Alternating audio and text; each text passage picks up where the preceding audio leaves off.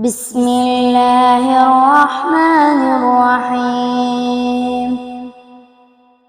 الرحمن علم القرآن خلق الإنسان علمه البيان. الشمس والقمر بحسبان والنجم والشجر يسجدان. والسماء رفعها ووضع الميزان ألا تطغوا في الميزان وأقيموا الوزن بالقسط ولا تخسروا الميزان. والأرض وضعها للأنام فيها فاكهة والنخل ذات الأكمام والحب ذو العصف والريحان. فبأي آلاء ربكما تكذبان؟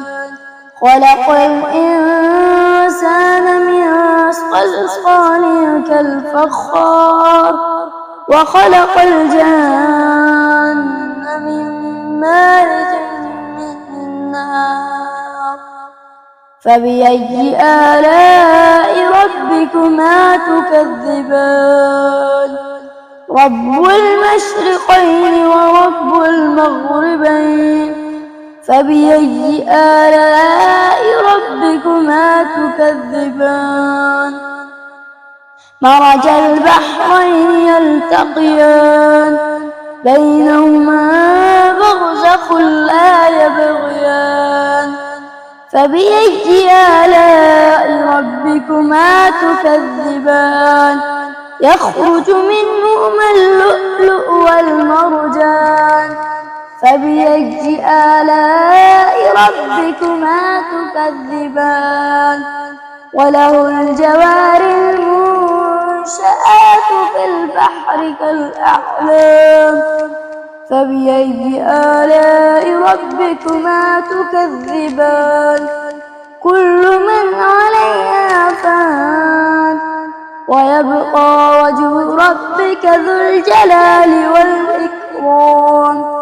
فبأي آلاء ربكما تكذبان؟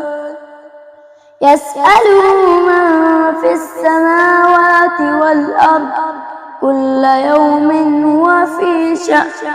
فبأي آلاء ربكما تكذبان؟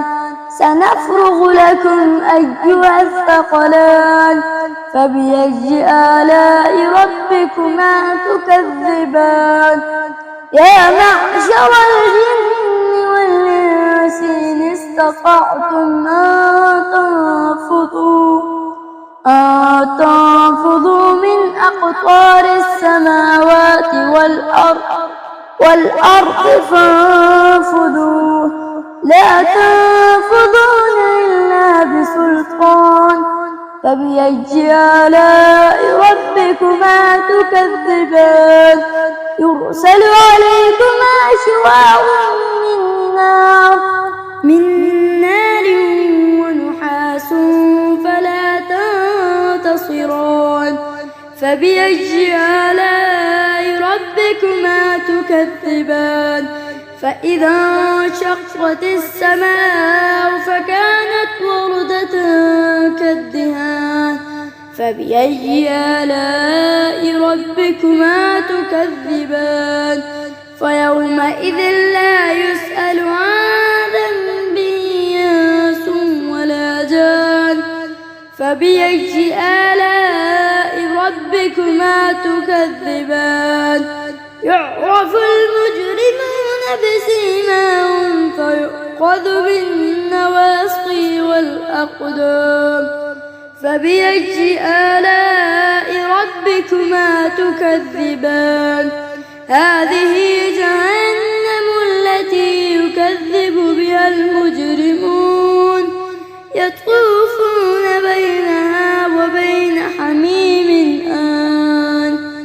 فبأي آلاء ربكما ربكما تكذبان ولمن خاف مقام ربه جنتان فبأي آلاء ربكما تكذبان ذواتا أفنان فبأي آلاء ربكما تكذبان فيهما عينان تجريان فبأي آلاء ربكما تكذبان فيهما من كل فاكهة زوجان فبأي آلاء ربكما تكذبان متكئين على فرش بطائنها من استبرق وجنى الجنتين دان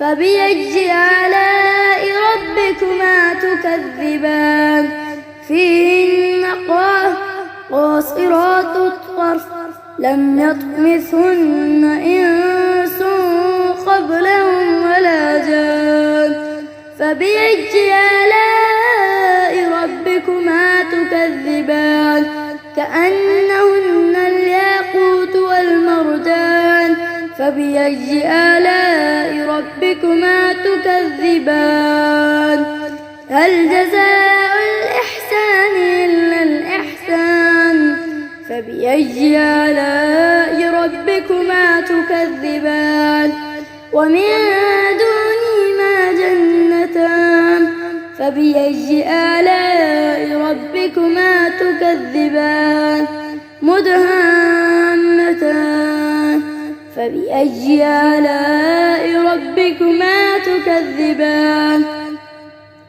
فيهما عينان نضاختان فبأي آلاء ربكما تكذبان فيهما فاكهة ونخل والرمان فبأي آلاء ربكما تكذبان فيهن خيرات حسان فبأي آلاء ربكما تكذبان حور مقصورات في الخيام فبأي آلاء ربكما تكذبان لم يطمثهن إنس قبلهم ولا جان فبأي آلاء ربكما تكذبان متكئين على رفرف خضر وعبقري حسان فبأي آلاء ربكما تكذبان تبارك اسم ربك ذي الجلال والإكرام صدق الله